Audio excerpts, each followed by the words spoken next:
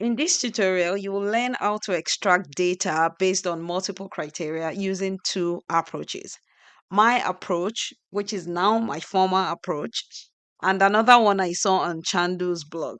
Now, if you use a different approach, please share the knowledge below. Please subscribe if you haven't, and don't forget to click the like button. Thank you. The filter function allows you to extract information based on a specified condition, and it has three arguments: array, include, and if empty. This table shows some general ledger items.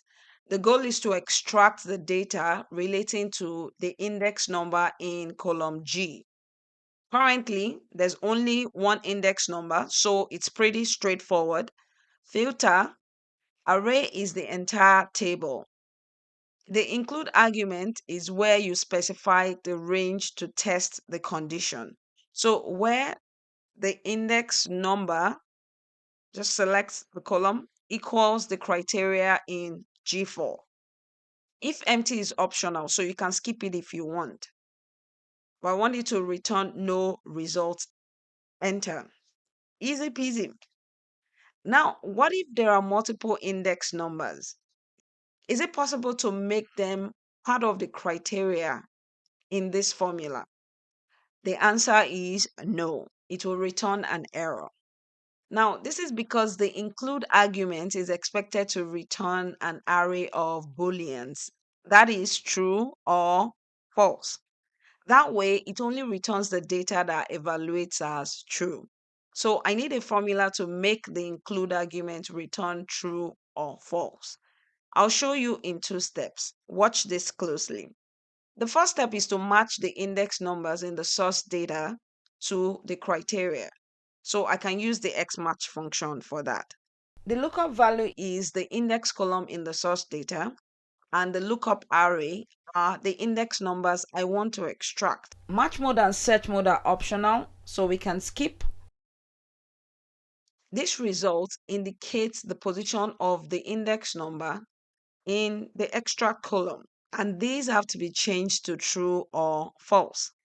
This brings me to the second step. The Isnumber function checks if a cell contains a number, and if it does, it returns true. Otherwise, it returns false. So wrap the Xmatch function in the Isnumber function. It has only one argument, value, which will be represented by the Xmatch function. So close the bracket and enter. Filter will return the data that evaluates as true.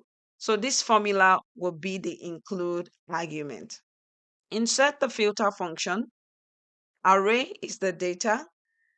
Include is the Isnumber formula. If empty, return not found. Done. But then I saw Chandu's approach and liked it. Similar process, but instead of using the combination of Isnumber and Xmatch, he used Countifs. You can find the link to his blog in the box below. I'll use Countif for this example. Countif counts the number of cells that meet a criteria.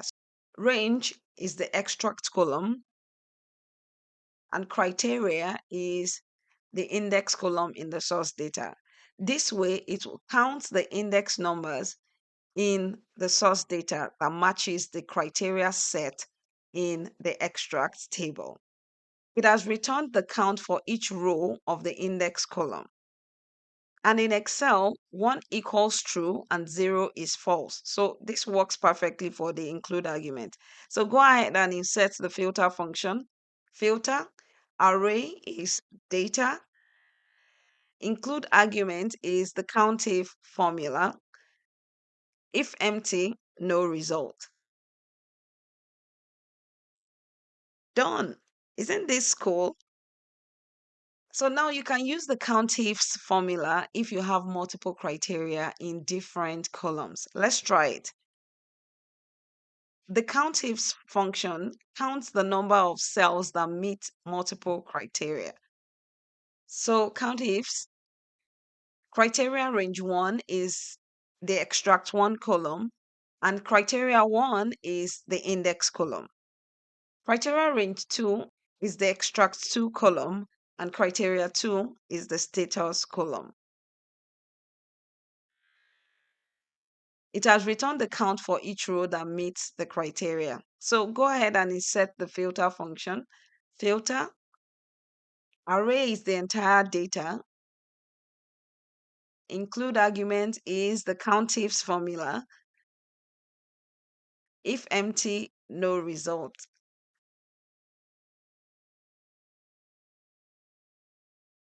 Done. Let's try it. Thanks to Chandu for sharing the Countifs approach. That's all for today, guys. I hope you found it useful. I'll see you in the next video. Bye. Please subscribe if you haven't, and don't forget to click the like button. Thank you.